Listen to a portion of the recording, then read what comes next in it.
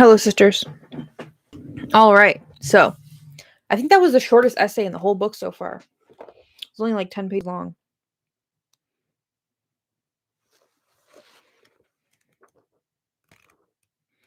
We're so far into the book now, like... This was essay 16. We have 3 essays left. Hey, Maple. Okay. So, I do want to talk about this essay. However, a few things. First of all, I'm streaming later tonight, and I've already been up for like quite a few hours. So, I'm going to keep this short and like rest, because I'm streaming tonight with Lisa Michelle and Radical Ramblings. I'm very excited. Hey, Dr. Bean. Long time no see. Well, I mean, I guess you were here yesterday or on Saturday. Hey, Izzy Fox. Okay, before we actually talk about the essay, Maple was like, this was reminding me of like Don Equus in the L Word, or like Jägermeister at Pride or whatever. Yes, very, very much S. Like Absolute Vodka. I don't know where you live, but in Canada, I feel like a lot of the times during Pride, I see a lot of like Absolute Vodka stuff that's like all rainbow, or even like Bud Light that like they print the cans rainbows. Like all this stuff is specifically marketed for like, I mean, I'm not sure what they think they're doing. Maybe they are just trying to do the thing where like, you put like organic on anything and it sells more because people are like, oh, that's trendy. I wonder if they think that they're like trying to cash in on the trend, or they're specifically trying to market to like the queer community. But like either way, it's fucking disturbing. I very, very much agree. And so this essay was published in 1987, yeah? And back then they had data. Hey, Blood Moon. Back then they had data already that alcoholism was more, well, basically, like the way she phrased it was that being a lesbian is a higher risk factor for being an alcoholic.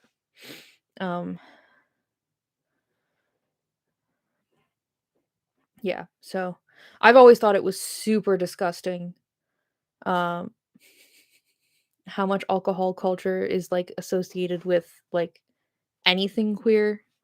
Like, and it's actually gotten worse because the handful of queer like coffee shops or bookstores or whatever that have existed in the last decade, in the last couple years, like most of the ones that I'm aware of have become like combined like bars, cafe, bookstores, or whatever. There's only like a few of them that existed anyway, but most of them have, or they become like cafe, bookstore, sex toy shops, whatever.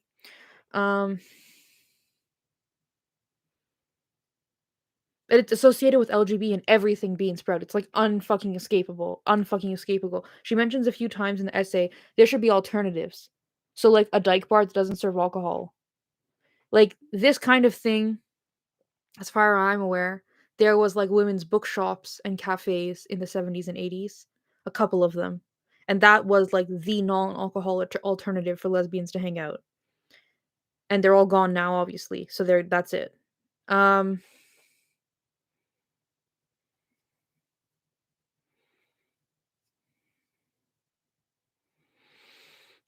Maple says I've never been to Dinosaur or A Camp, but they're basically binge fests, aren't they? Yeah. Like every large meeting of like, is Dinah still a thing? Yeah, as far as I'm aware. Yeah, Lita. Lita says, of course, all the queer or gay lesbian spaces exist merely to sell addictive shit to people, in my opinion, anyway. That's pretty depressing. That's what she brings up in the essay, which I thought was so interesting. Because, like, I agree. Okay, I used to be kind of like, what is it? Oh my god, what the fuck is the word? I always forget it. Okay, give me a second. I need to know what the actual word is before I talk about this.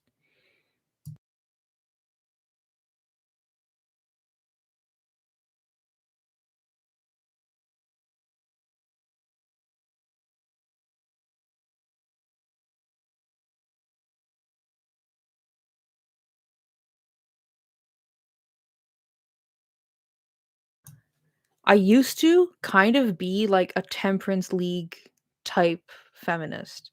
Like very into like prohibition and stuff like that. Cause well, like, and this was like when I first became a radical feminist. One of the first things I noticed when I became a radical feminist, and I think it was because of my age, because I was 18, Like, I had, like, a couple friends who had just gone to university that year and a bunch of friends who were gonna go to university next year.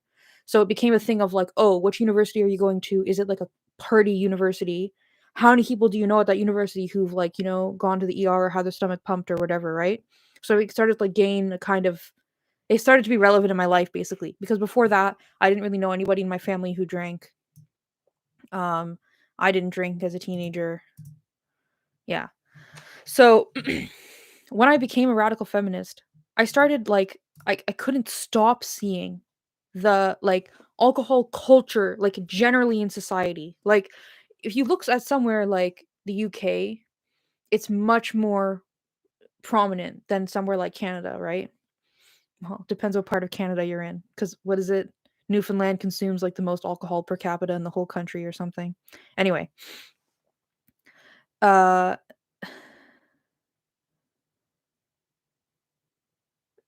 yeah, anyway, so I just remember being like, all the reasons that these women, like the first wave suffragettes who were against alcohol consumption in the first place, they all still fucking apply, don't they? Like I think they do. There's been no radical difference in things. Um and then so if you already have that perspective, right? Alcohol is like poison for people's bodies, poison for people's minds, it's addictive. It takes like money away from families like trying to feed their kids or like save up for college. Like it's like in every aspect, socially, financially, psychologically, interpersonally, like in every aspect, it's a bad thing. Alcoholism and alcohol culture, right? Then you look more specifically at lesbians, and it's like fucking much worse. It's like she says in here. Basically, if you hate yourself, this is a good way to slowly kill yourself. And not only is it a good way to slowly kill yourself because it feels good, generally, but, I mean, I assume, not that I don't really I think I've been drunk, like, maybe twice. I don't really drink, like, ever. Um, but also, it's, like, socially not only acceptable, but, like, socially supported by the, like, queer or, as she says here, the lesbian community. Um,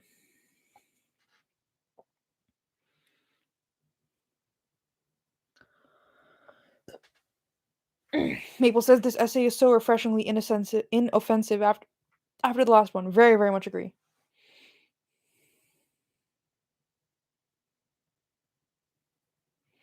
Yeah, exactly. Blood Moon. That's the temperance movement. Was like literally women being like, our husbands get drunk, they frequent prostitutes, they spend all their money, they can't keep their fucking jobs, and I can't feed my kids. That's what's happening. This is what the alcohol is doing to our society. So no alcohol. Um Now obviously prohibition didn't work. But I don't know what they called. I'm pretty sure they called themselves suffragettes, most of them. Like if you look historically, they're first wave feminists. But yeah.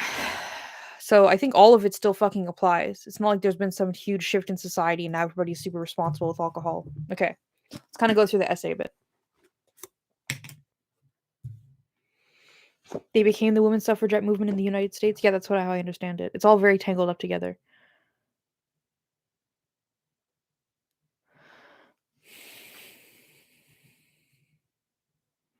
Yeah, exactly, Lita. Like everything is still the fucking same. Okay.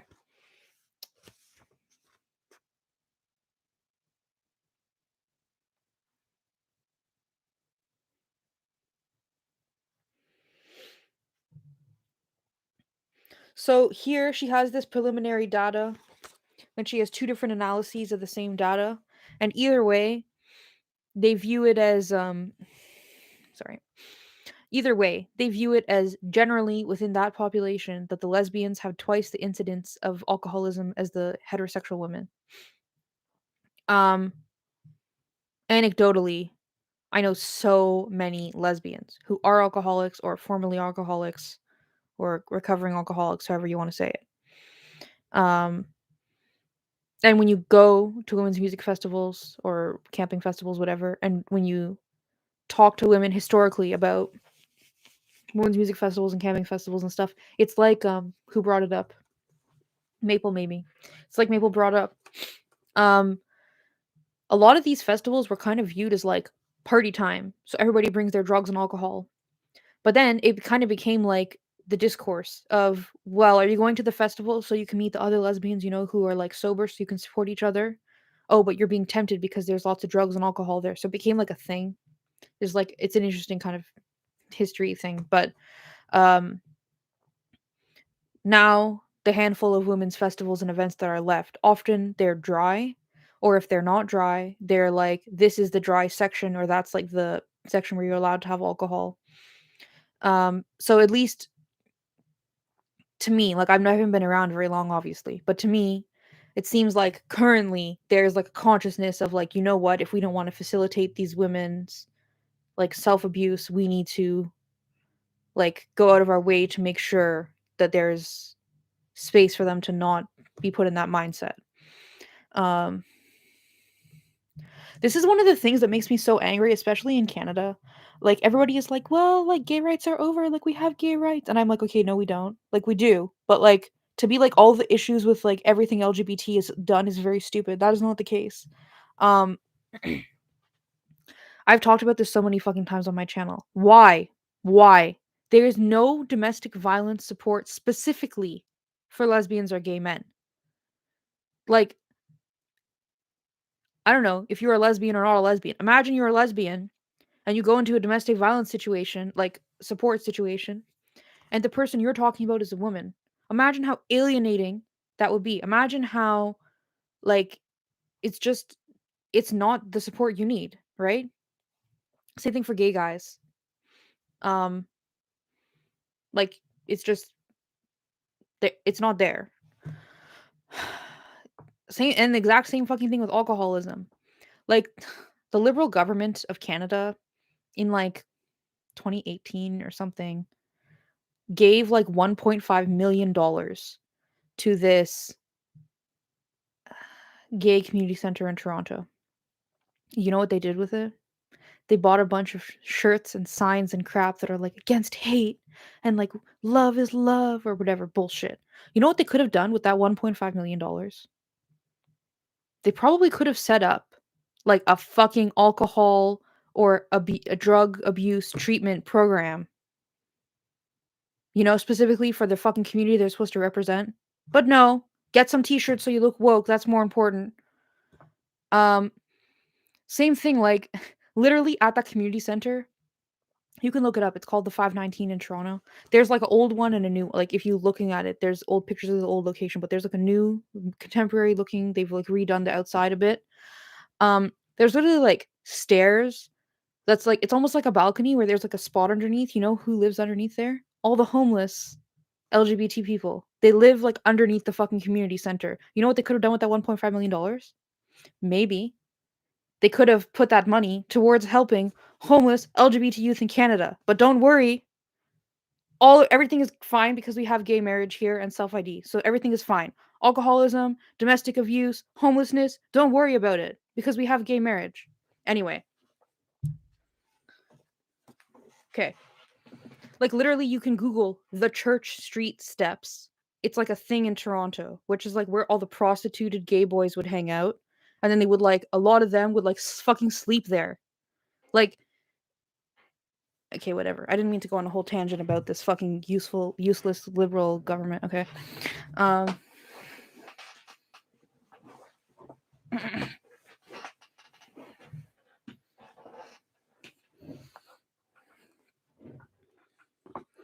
Okay.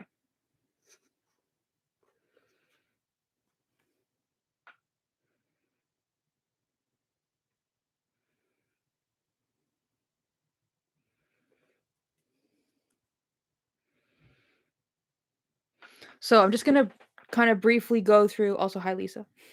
I'm gonna briefly kind of go through some of the stuff.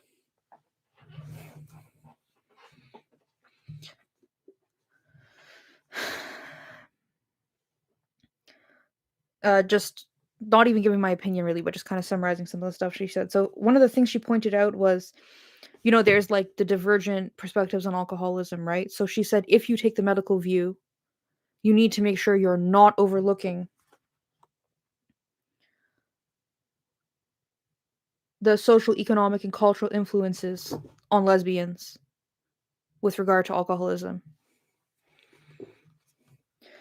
Um,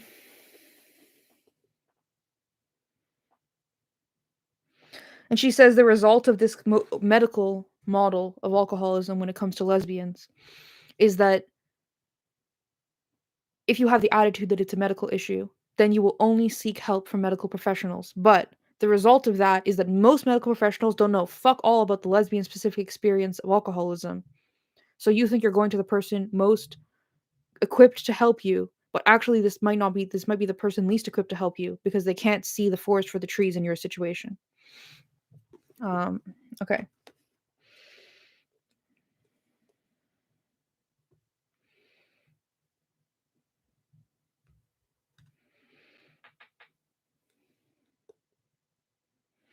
Okay, so these researchers, Deborah Diamond and Sharon Wilsnack, these were the 4 psychological reasons that factors that they thought contributed to lesbian alcoholism. The gratification of dependency needs, achievement of enhanced feelings of power in a relationship, relief from the stress of sex role conflicts, and improvement of self-esteem.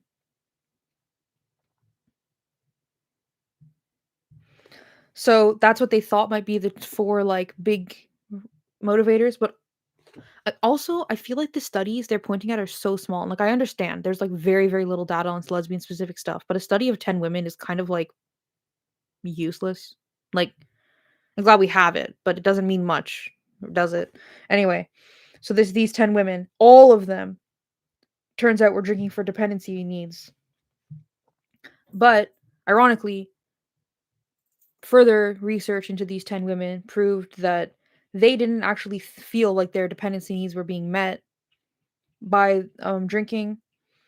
Uh, Instead, it was associated with increased power related behaviors such as assertiveness, sexual advances, and verbal or physical aggression. Okay, one second. I need to let Momo outside.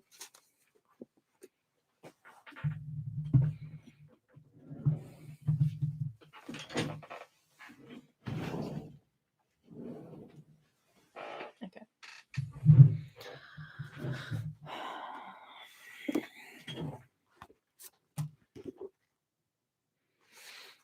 I don't know, like, so not to get all psychoanalytic and stuff because I'm not a therapist or whatever, but this is a discussion, so whatever. So the lesbian alcoholics that I've talked to about their alcoholism, which admittedly is I haven't talked to a ton of lesbians about like, what were the factors in your alcoholism or your experience of alcoholism related to your lesbianism or whatever. But the ones I have, they confirm what she's brought up here, which is that like basically like this assertiveness, sexual advances, and verbal or physical aggression. Like to me, what this shows is that when the lesbian in question is not drunk, her insecurities over like sexual advances or like um stating her own needs or being like assertive, she's not comfortable with that, right? Or she hates herself for it, she's insecure about it, she's self-conscious about it, something, right? The alcohol is like allowing her needs or desires to like to go through like one less filter of self-questioning or self-consciousness or whatever. And so to me, like the way she describes it here, it just seemed so obvious to me that it's like, okay, so these women have like issues of self-consciousness or self um whatever. They have issues. Using alcohol specifically for this specific issue. So if you could treat this specific issue like, its releases inhibition, says Aqua. Exactly. Thank you. Much more apt. Okay. Yeah.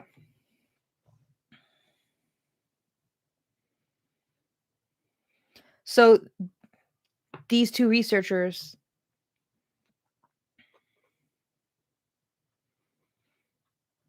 also the way she says sex role conflict. I don't even know what it is that she means exactly. The author proposes a possible discrepancy between perceived and desired sexual attributes, the most valued self-image being a more masculine direction. So does she mean like, I'm just trying to figure out like specifically what she's talking about. Does she mean that there are like lesbians who will not, what's like a feminine characteristic, like that there are lesbians who will not emotionally validate their partners unless they're drunk because they need to be in a vulnerable state to do that? Or does she mean because she's like they value masculinity and so they can only what they can be they can only be less of that when they're drunk?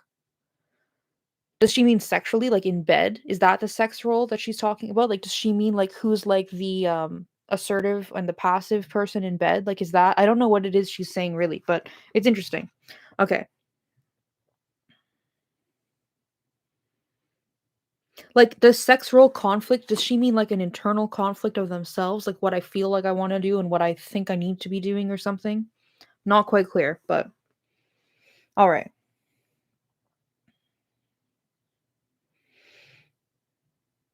I've never heard this term co-alcoholic before. Very interesting.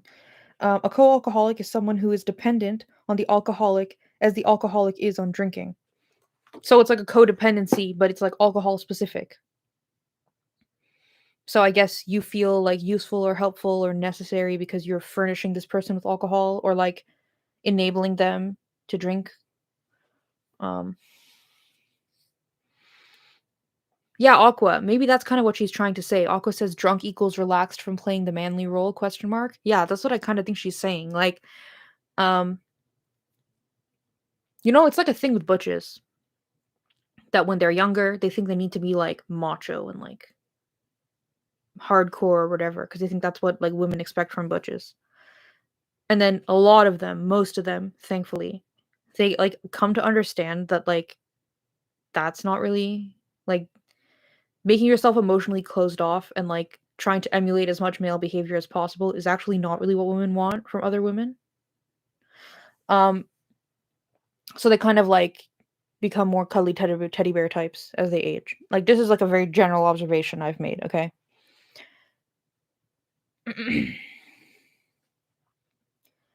uh So it makes sense to me that there are women who are still in that stage of like I need to be like a tough guy, and it's not until they drink that they can be like affectionate with their partners. Maple says, I thought she was saying the opposite. They value masculinity, so they drink to become more assertive and feel more masculine. Oh, that might be it too. It's like it's very the phrase is very vague. They suggest that these women might be using alcohol in an instrumental way in order to reduce sex role conflicts. No, you're totally right. No, Maple, you're totally right. Assertiveness, sexual advances, and verbal and physical aggression. Yeah, those are definitely like masculine characteristics. Okay. Okay. Anyway.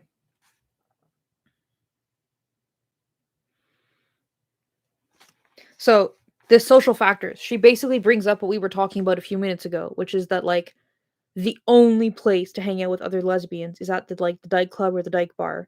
And at the dyke club and the dyke bar, everybody is drunk or getting drunk or like with alcohol right next to them. Like it's just a very alcohol fueled environment. So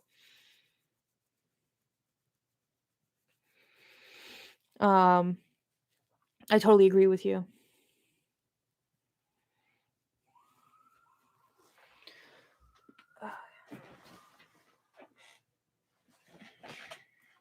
All right.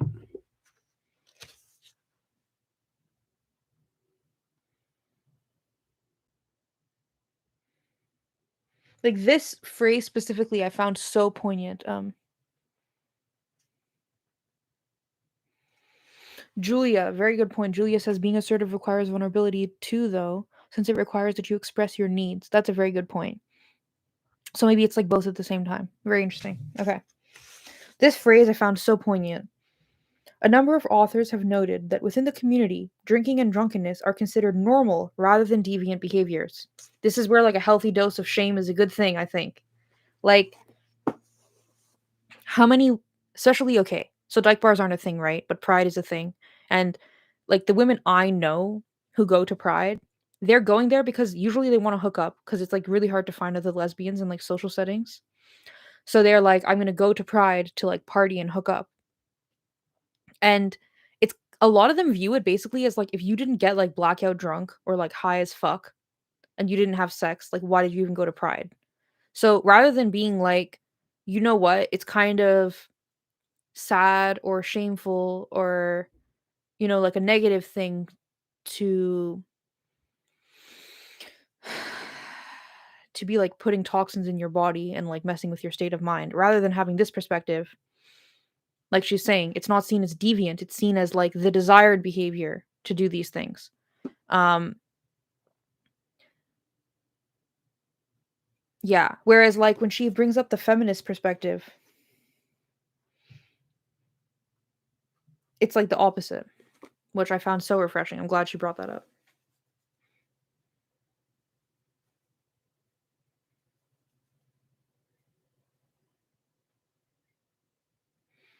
Wait, Maple, alcoholism is worse for bisexual women than it is for lesbian women, or you just mean like worse than straight women?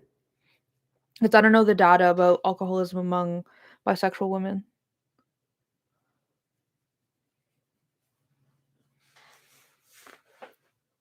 Oh yeah, Phil also brings up that there are more bi women. Yeah. So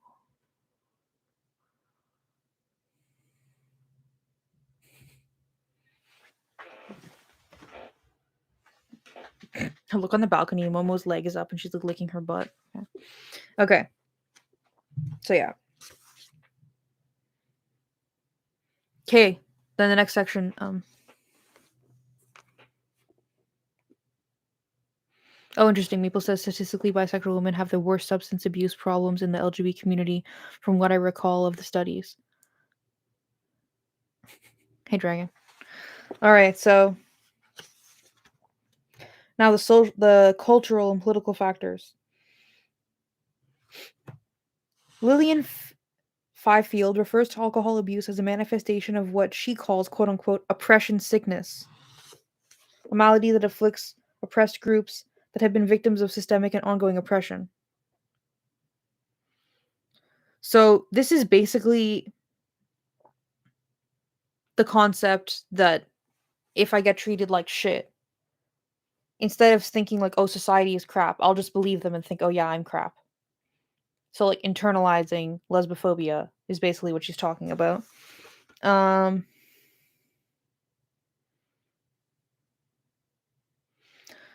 this Abby Willowroot says it is believed that alcoholism is a disease. I disagree. I think that our culture is a disease and alcoholism is a symptom of that disease. This culture is designed to keep us barefoot, pregnant, and loaded. So I'm kind of thinking back to the oh hey possible person.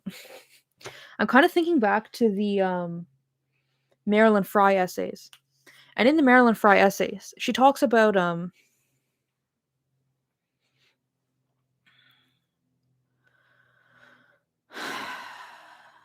sorry, I lost my train of thought there for a sec. I probably need to eat something. Right. It's talked about how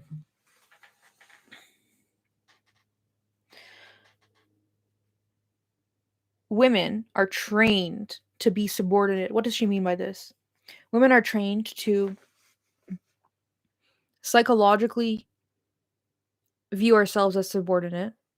Women are trained to treat ourselves physically as subordinate, like when it comes to food and resources. Women are trained to treat their bodies in a subordinate way, like when it comes to superficial stuff, like, you know, changing your body to look a certain way, not because it's healthy or comfortable, but because it looks that way, right? Women do a lot of things that, from the patriarchal perspective, we have been trained to do because the resources necessary for men to intentionally subordinate us at all times is like massive, massive. So it's much, much more effective for them to train us to subordinate ourselves. Okay. When she brings up this like oppression sickness and like alcohol and like the same, I'm like, this is just, and the way, especially that's said right there, I'm like, that's just another one of the ways that women are subordinating themselves. Cause like, if you like take a step back and you look at it from like a lot of different perspectives, like financially, it makes women like, uh, less independent. Like when I use the term subordinate themselves, I mean like in terms of like resources, relationships, stability in like all of that. Like it gives women less capacity in society if they're alcoholic, obviously. Just like it gives women less capacity in society if they're really, really obsessed with their appearance and spend tons of time and money on stuff like appearance.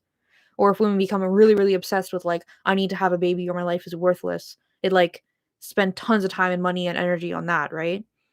So I totally was into that analysis of it. I would love to read like a whole essay or book about that specifically. Yeah.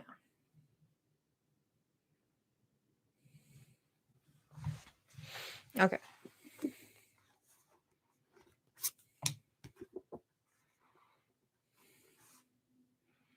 I'm so sorry to hear that, Dragon. I hope things go as like smoothly, painlessly, and I don't even know what word to use, conveniently as possible, I guess. I'm very sorry, Dragon. Um okay. Right.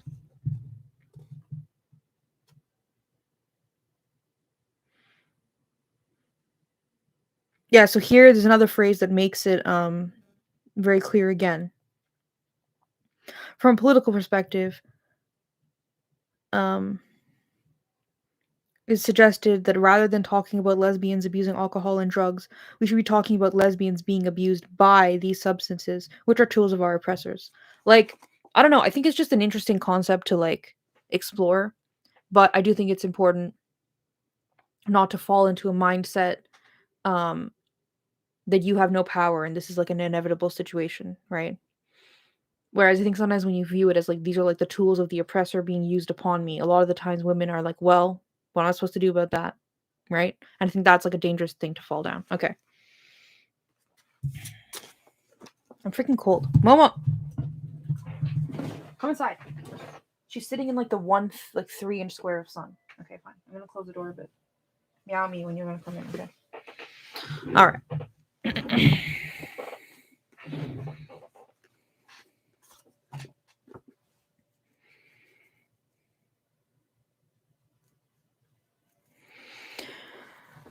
Phil is asking if this is alcoholism as in alcohol dependence or just dysfunctional relationships with alcohol. It's not very clear. It's quite general at the beginning. At the beginning, she kind of uses both, or I guess the two authors, they use both.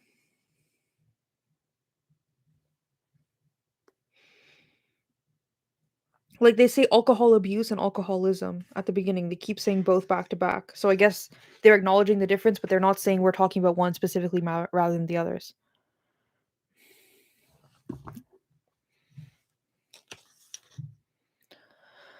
All right.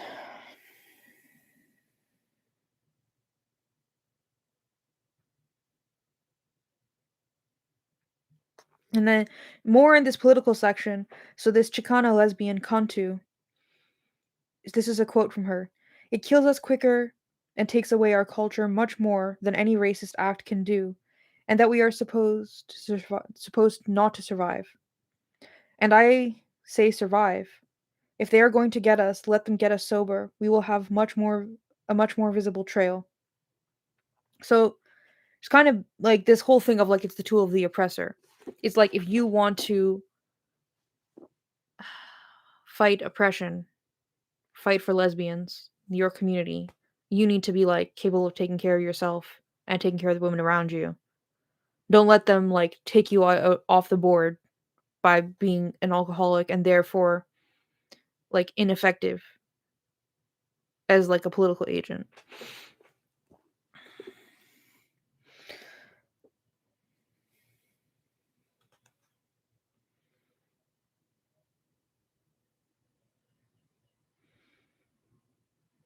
I'm kind of embarrassed. Sometimes words that are very easy to say, it takes me like a second to like actually say them because it's like the word itself is not complicated, but it's not a very common word and it'll like have like 3 letters and then hyphen and like the next 7 letters and I was like so here where it says like lesbians may consider a multiply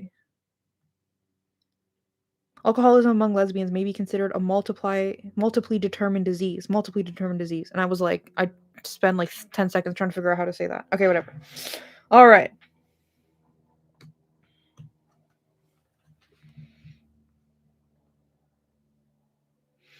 So she brings up the concept of, should we have specialized care in alcoholism for lesbians? Or is that like a distraction?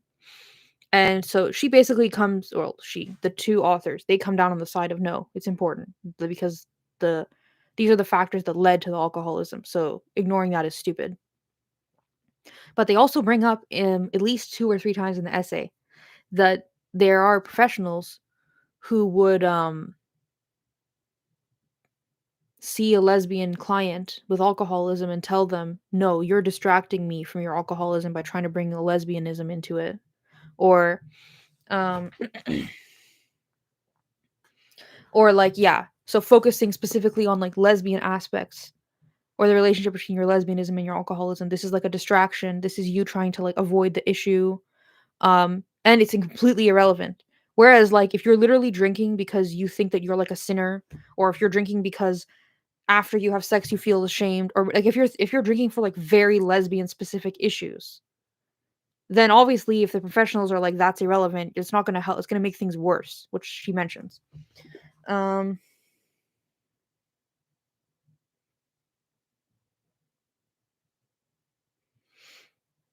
Here too, this is like I think the fifth essay in the book now, where it's brought up that lesbians on the whole have higher education than non-lesbian women, but on the whole have less um professional achievements. Like they're not making as much money, or having as good jobs as their like heterosexual counterparts with less education. I just thought that was interesting. Um Underemployed is the words that they use here.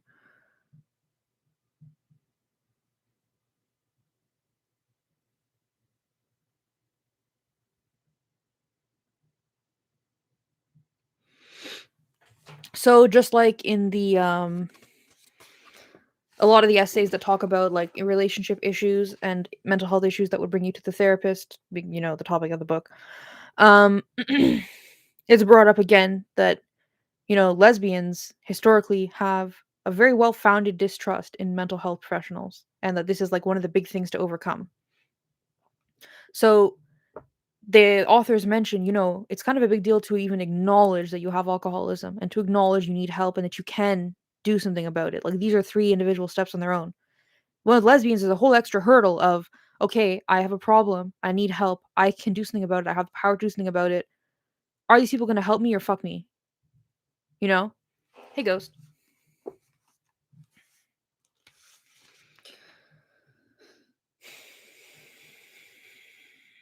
And this is very similar in content to the essay about the lesbian families essay.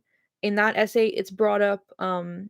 It's from the perspective of basically, are you a therapist who has lesbian clients who are trying to start a family? This is how you can support them in doing that in like a healthy, well-rounded um, way with a lot of forethought, right? That essay has almost identical criticisms of therapy accessibility, or here it says called it agency accessibility for lesbians, which is that if the services are all designed by and for straight people, any lesbian walking in, even if the person is friendly to them, will feel like, oh, this is not for me, because like literally like the intake forms assume that you're straight and stuff, right? Um but also she brings up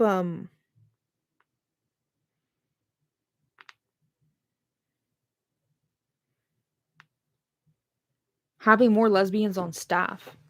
This to me is very interesting. I don't have any information about this, but I feel like there are more lesbians in like social work and psychology, that they're like overrepresented considering our population.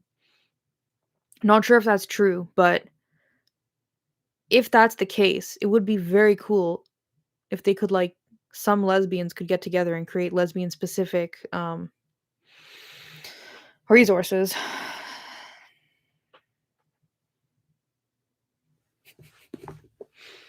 Anyway. Okay, so then she brings up again like a discourse that there is a view that integrated support, aka all the orientations and sexes and whatever, very diverse, gives you like more perspective and allows you to focus only on the alcoholism.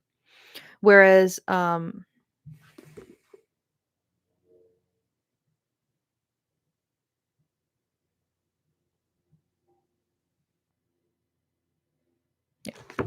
whereas separate support, um, which is like individually just for lesbians, again, it's this whole thing of like you're focusing too much on that, which is so fucking stupid to me. Like, can you imagine men? Okay, imagine there's a group of straight men who are divorced, and they all have very high rates of alcoholism. And so they create an AA group just for men who are alcoholics who are divorced. And they can all sit around talking about, like, my divorce is like a major factor in why I'm an alcoholic, okay? I would argue, first of all, I don't think there's any therapist or psychologist or whatever who would be like, you know what? That doesn't make any sense. And those men are just focusing too much on their problems and whining too much about their problems and they're too self involved. I can't imagine a therapist saying that crap, right? I would argue that being a lesbian has way more impact on your life than like a divorce. So a lesbian specific group seems like a great thing for me. I don't know. I feel like a lot of the time when women try to center ourselves or care about ourselves, or speak, or even to become aware of why we're doing what we're doing, why we feel the way we feel, it's seen as like, oh, you're being selfish. It's seen as like, oh, like you're just like emotional and like self-involved kind of thing, rather than like I'm trying to help myself and help other women around me by like acknowledging the reality of the situation, you know?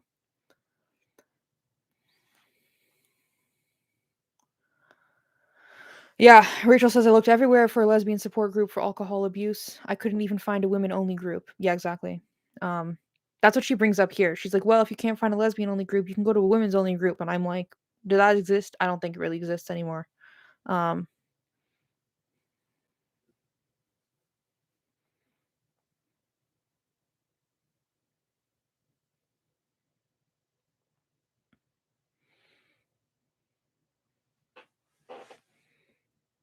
Also, hi, Rachel. All right.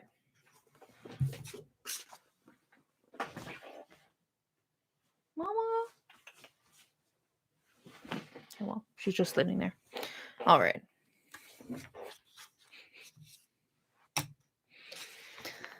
Okay. It's also so depressing.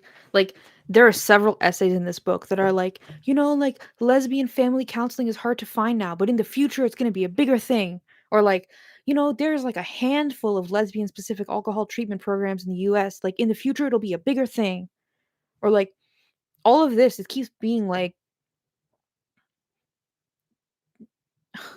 and especially when it's like not even lesbian specific, but like lesbian and ethnic specific. There's like at least two essays in this book where they're like, yeah, like ethnically informed therapy for Chicana lesbians or black lesbians is like a really small niche right now, but it's going to get bigger in the future. And it's like lesbian specific stuff at all is dead. Never mind lesbian specific with like more like sub special, like sub focuses. Like it's really depressing. Um,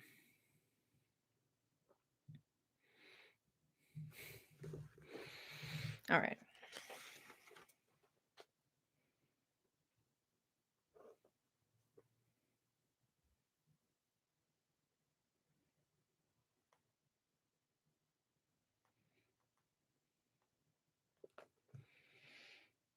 Okay. So just again, like I was saying, the concept of like the context of the therapy is very similar to the family therapies essay. So she's like the first initial dilemma for lesbians entering therapy is, do I come out or not? If I come out, am I going to be like treated negatively and like for my alcoholism to be, I don't know, basically affirmed in a roundabout way? Or am I going to like get specific support that acknowledges that this is like a factor in my alcoholism? So she's like, if they lie, if they stay closeted into therapy, it might mean that they're not really getting a lot of the stuff they need from the therapy, right? Or that the therapist is unknowingly um supporting the issues that are leading to the alcoholism. But on the other hand, a decision to come out may be met with non acceptance or outright rejection by fellow clients or staff members. The mere discussion of her sexual orientation may be viewed inaccurately as irrelevant or a means of avoiding the quote unquote real issue of her alcoholism. Similarly, knowledge of her sexual orientation may encourage misrepresentation of her behavior. For instance, she may be perceived as coming on to someone when she attempts to make contact with other women. Yeah.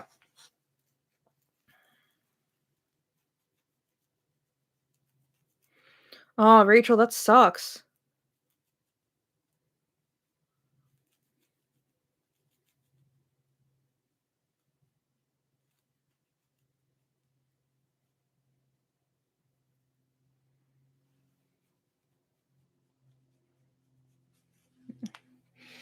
All right.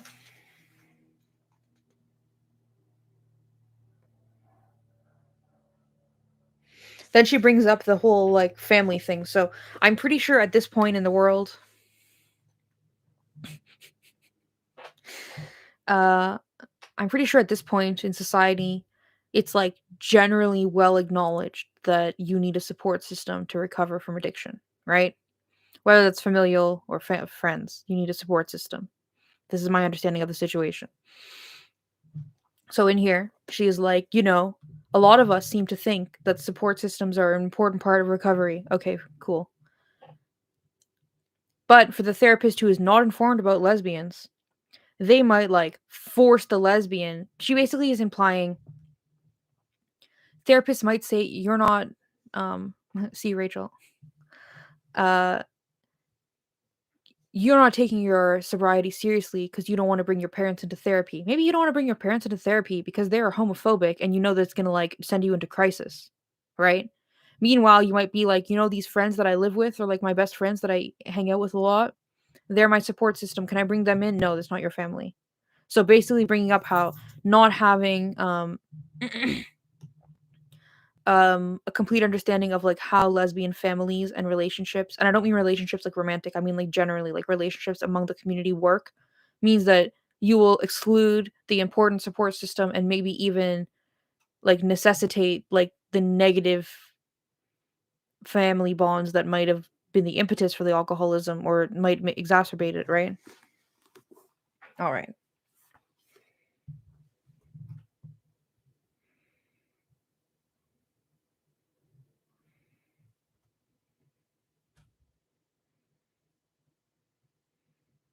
So she basically is like, you need to look on a case by case basis when it comes to lesbians of like who is the real support system and who is like the problematic relationships in their lives, and not just base it on like your heterosexual understanding of the nuclear family.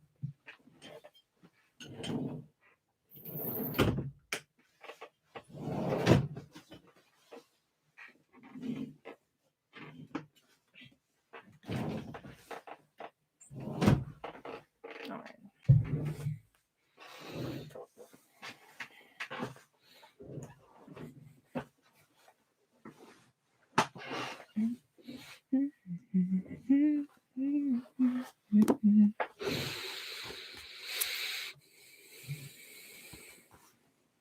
All right. So,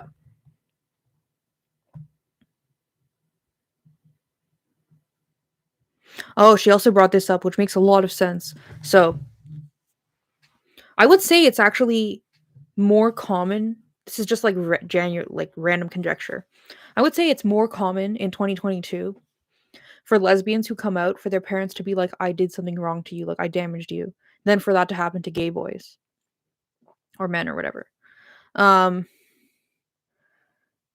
I think that a big part of it is that society knows on like a very intrinsic level that womanhood is a thing that you're trained into and that they failed at training their daughter into womanhood.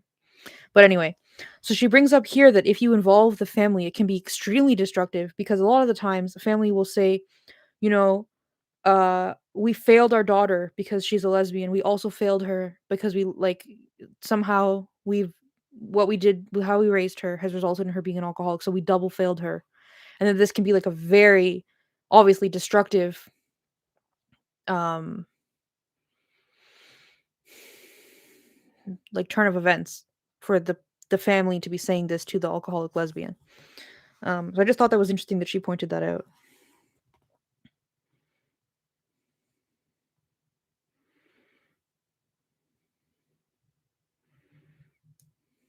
Okay.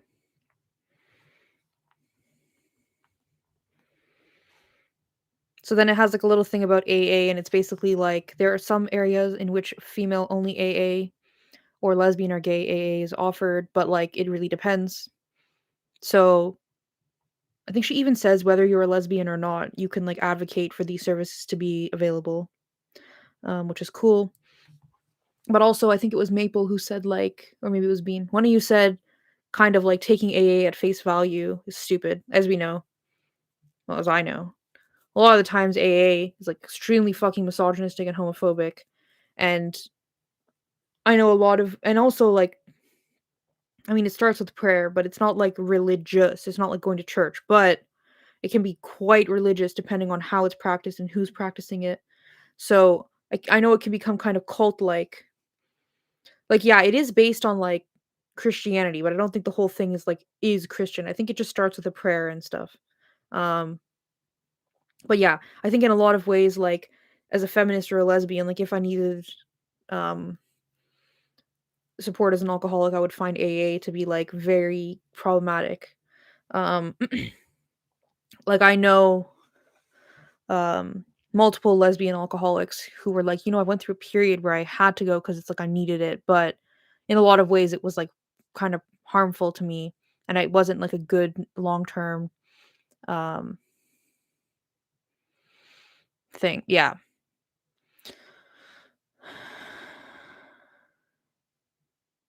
Yeah. Anyway, but she is just bringing it up because she's like you need support, which we can all agree with.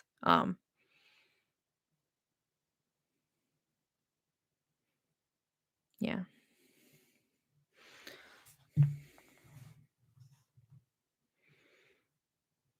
So then she brings up, this is the conclusion of the essay.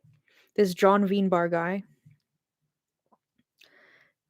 and this John Veenbar guy says alcoholics need more coping mechanisms, and I guess this can be applied to any type of addiction. Need more types of coping mechanisms for life, because when stuff gets thrown at them, they can't just be like, "Oh, I'll have a beer and deal with it tomorrow." Right? So she says if you look at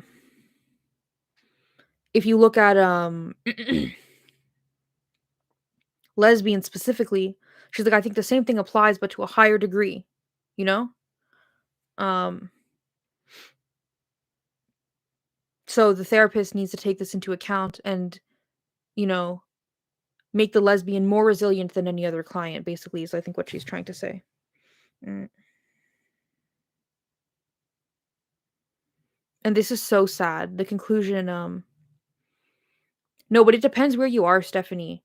Like, I know I know some ex-Mormons who were alcoholics who went to AA in Utah, and it was, like, super fucking religious, and it was, like, they couldn't find AA that wasn't super religious. It depends really, I think, where you are. Um,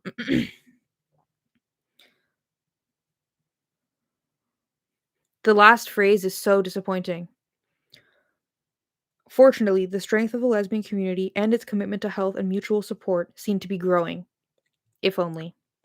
If only they had kept growing. Like, this is sad. Okay.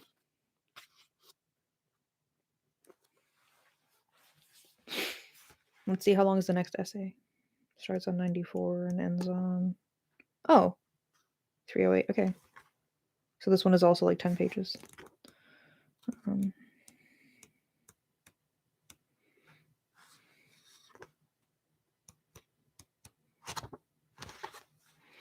The last couple of essays are all quite short. We're not gonna have any more 40-page essays. Oh, the last essay, oh, the spirituality essay is so short.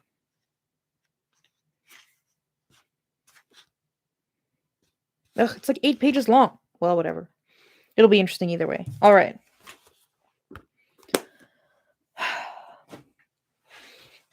Like, also, I don't know. One of the things, no, I mean Stephanie, like, if it helps you, then you go, obviously. And I think also because it's hit and miss, like, I'm not an alcoholic and I'm not gonna tell anyone what to do. But I think because it's hit and miss, it's worth at least trying a couple times in a couple different places to see if you can, like, get that type of support, if it's, like, what you need. Also, though, I do know, like, it's another thing because AA can be very culty, especially it depends, I think it's more of, like, an individual thing in terms of, like, what is your past experience, because I know women who have left, like, the extremist aspects of the trans movement, or women who have left, like, fundamentalist religious groups from when they were, like, very high control fundamentalist religion groups from when they were younger, and they're like, "I don't wanna go to AA because I know some people who are in it who are very culty, and I know that it's very easy for me to fall into that mindset." Um, Additionally, when it comes to women specifically, I'm like, how many women are alcoholics because of patriarchal trauma? And does going into AA reinforce misogyny or help them deconstruct misogyny? And I'm not saying I have, like, a solution, but I'm just saying I think there's a lot of reasons why women would be, especially lesbians, and especially if you're a radical feminist lesbian, very skeptical of it. Um, but as far as I understand it, you can kind of, like, go there with your own goals and get what you need out of it and then fuck off if you really need to. So, I don't know, whatever. I'm not a specialist on any of this, but I feel like a female specific AA would be so great. Um, I don't know.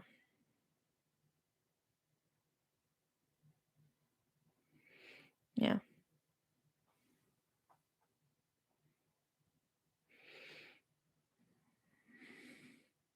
Yeah, because one of the other things, Maple says, yeah, if you find AA beneficial, that's great, but I think it's harmful how we treat it as the solution. Um, I think that's another thing that it kind of falls into, like, one of the traps that trans falls into, which is, like, without external support, I'm powerless, which is, like, it's a good thing to have external support, but if you get too far into that of, like, I can do nothing without other people helping me, that can be, like, damaging. So I think it's, like, I mean, again, I don't know a ton about AA, but just from, like, my perspective on other stuff, this is generally what I think about it. Anyway, um, I think it would be so cool if there was, like, addiction and alcohol groups specifically for lesbians that could be vaguely based off of AA or not, whatever. But, ugh, Stephanie, I'm so sorry. She has AA and she has TRAs in her AA. That shit. Yeah. I don't know about this rational recovery thing, Dragon. I don't know much about alcoholism. Um, but yeah, I don't know. You know what? I'm gonna look something up right now because we were talking before about how Pride is, like, so fucking alcohol fueled. I want to see something about the Toronto Pride this year. One sec.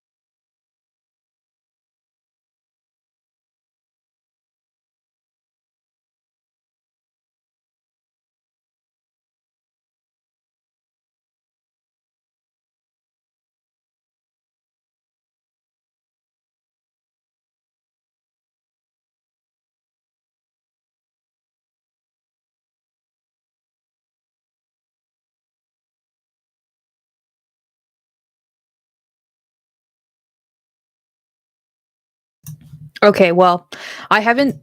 So I'm looking at the Pride Toronto website. They are sponsored by Smirnoff, Bud Light, the Lottery, which, if you have addiction issues, presumably this is not someone you want in your community. Yeah, well, maybe it's only Smirnoff and Bud Light, but still, that's too much.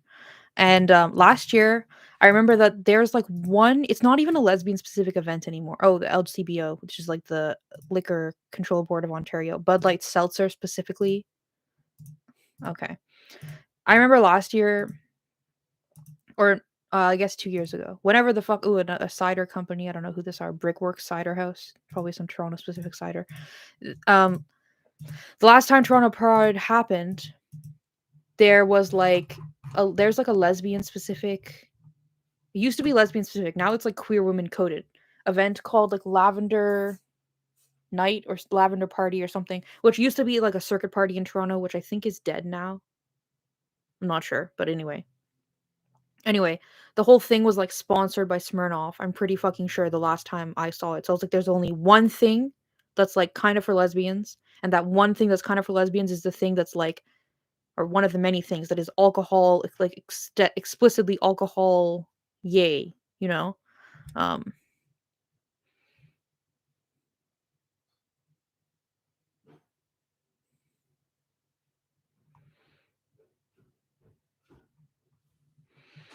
Now, yeah, I totally agree with you guys.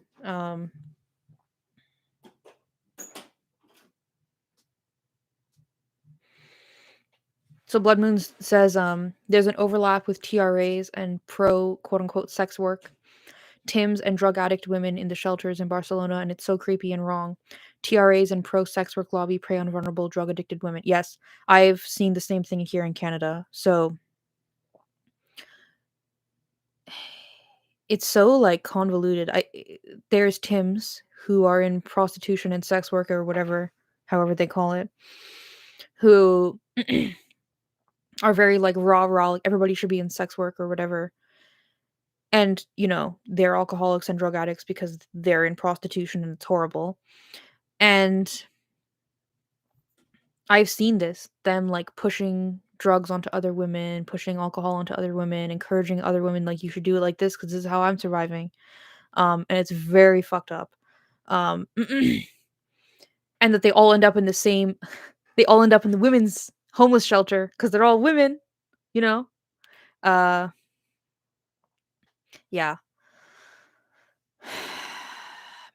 Phil says some alcoholic women I know ended up that way due to bad men. Yes. How many women are alcoholics because of trauma?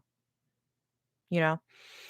I also know, so because a lot of lesbians are now TIFs, right? And a lot of TIFs are preyed upon by Tims. I know a lot of TIFs who are alcoholics who the Tims knew this is a woman is an alcoholic. All I need to do is offer her alcohol, and at some point I'll be able to do whatever the fuck I want to her with no resistance. And I know multiple women who the Tims knew, oh, this woman is an alcoholic. Let me exploit that so I can hurt her. Um, I guess like the discussion of like what the contemporary, like more modern specific issues of like the lesbian community and alcoholism are could be like its whole own conversation, but it's very fucked up. Um,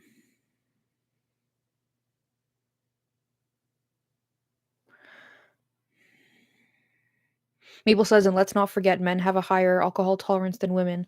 So if you try to quote unquote keep up with a Tim, you end up wasted. That's like a lot of the women who I knew who were like alcoholics who were like sexually assaulted by Tims. It was like that. It's like, oh, like I'll like we just both keep filling our glass of wine. Like I had some wine, you had some wine, like we'll both keep drinking wine together until like, the woman is like unconscious. Anyway.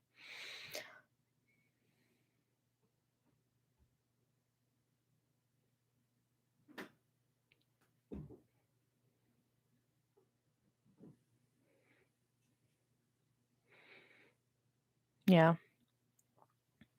Anyway, on that very lovely note, let's wrap things up. So I will see you guys in 7 hours. At 7:30 tonight, Lisa Michelle, and Radical Ramblings and I are doing a stream. How do you find this stream, you may ask yourself? Go to Radical Ramblings channel. It is on his channel. Also, though, I made a community post. So if you go to my channel and you click on community, there's a community post that will link you to it.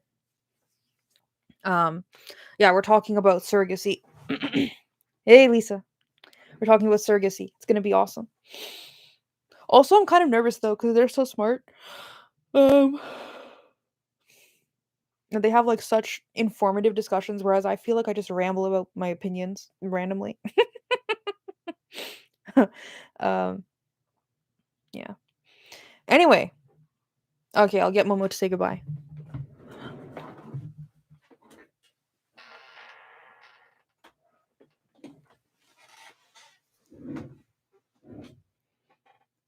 Say bye, Momo.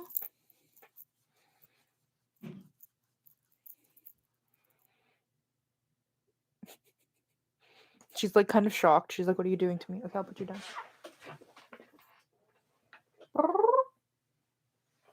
All right. I will see you guys in 7 hours. Okay. Bye. Thanks for coming, obviously.